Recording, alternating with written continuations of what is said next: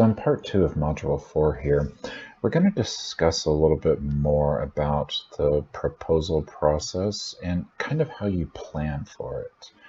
Now, this is going to be some higher level information because really just based on individual agencies, based on their requirements, based on what you have to create, we can't give you one just everything fits, form, fit, function kind of walkthrough or guide. But we can get your thoughts going, we can get your juices flowing, we can help you generate some ideas about what do I do, how do I plan this, and how do I move forward. So kind of the very first thing you should do once you've actually, gone through, made sure you're eligible, made sure your registrations are in place, and made sure that you know the agency you're going to approach and really why you're going to approach them. You should start reviewing what they look at. Remember, we talked about kind of looking at topics and finding your topics and looking holistically. So when you're trying to look at the agency, look at the topics and see what they fund, also look at their strategic plan. What are they doing in the next 5 years? What's their focus in the next 10 years? Do you actually align with that? But even more so when you're looking at the priorities, you're also looking at the review criteria. So each agency publishes their review criteria. And the review criteria is, I kind of think of it like a syllabus in class. It's going to tell you exactly how it's going to score you, how that's going to be weighted, what you need to cover in your exam. Very similar prospect here with the agencies and how they write those review criteria. You want to make sure that you address every one of those review criteria, that you answer all of their questions, that you address all of their points. Otherwise, if there's something that you're not addressing, if there's some criteria you're not answering to, if there's something you're not crossing off that list as a have to have in there, then you're really going to impact the ability for you to get funded. Now, once you've kind of looked at that, reviewed those criteria, set something up, then you'll want to create a game plan before you start writing. So do something like a storyboard or an outline. Take those criteria, kind of break them down, and ask yourself, okay, what is the agency actually looking for here? What is the information they really want? How am I going to address that? How am I going to show that throughout these sections? Because in the review criteria, they'll even break it down by section. So put together a storyboard, come up with something. Kind of just start throwing stuff at the wall and going, okay, well, this is what's interesting about what we're creating, but does this really speak to how it's an innovation, or does it speak to who's my customer and what am I doing for them?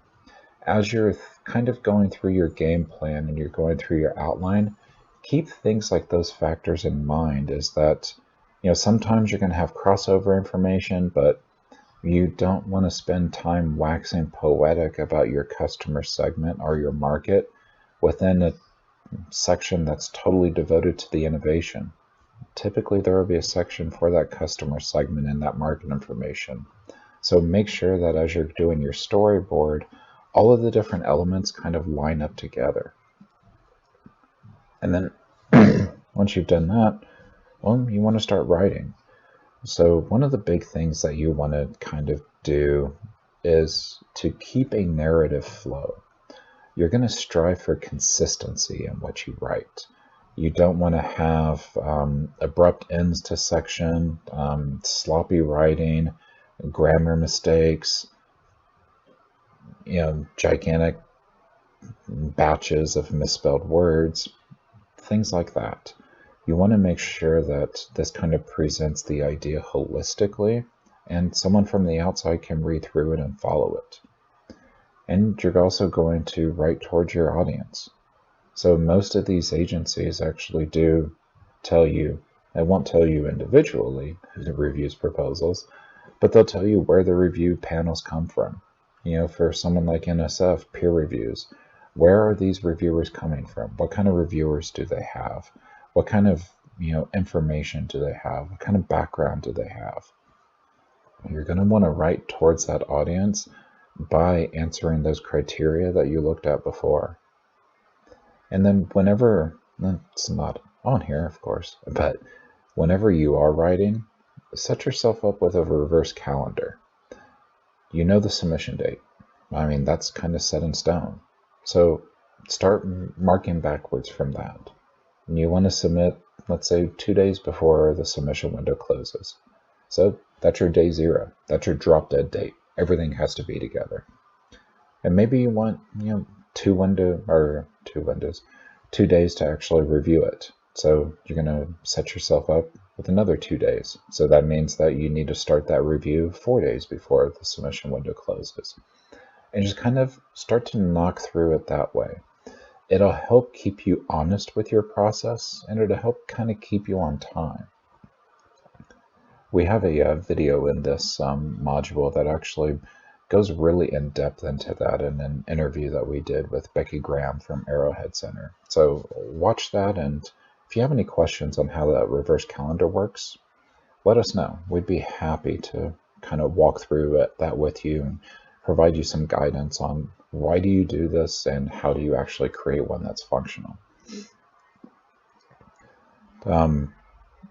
Whenever you are writing, one of the things that we always like to tell people to keep in mind, so you have remember scope here.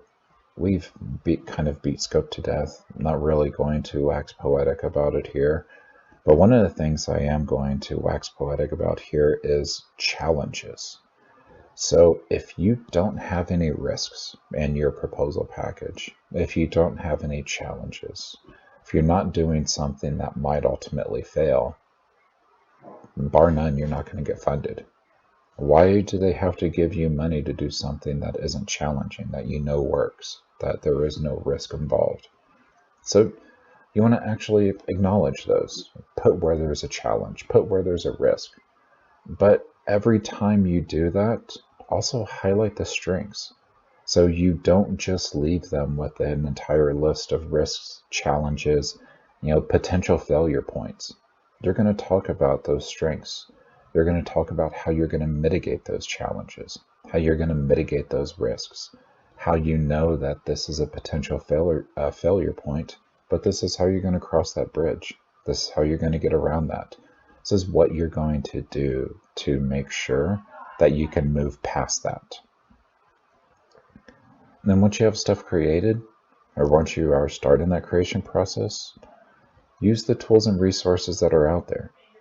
For each one of the agencies, we have things like budget templates, budget narratives, potentially, well, in the future, hopefully by the time you've seen this, we already have them, but like dummy proposals. But if not, we also have templates. They break it down into what goes in this section, what's the agency's language, what's the layman term, because a lot of that stuff is written in governmentese.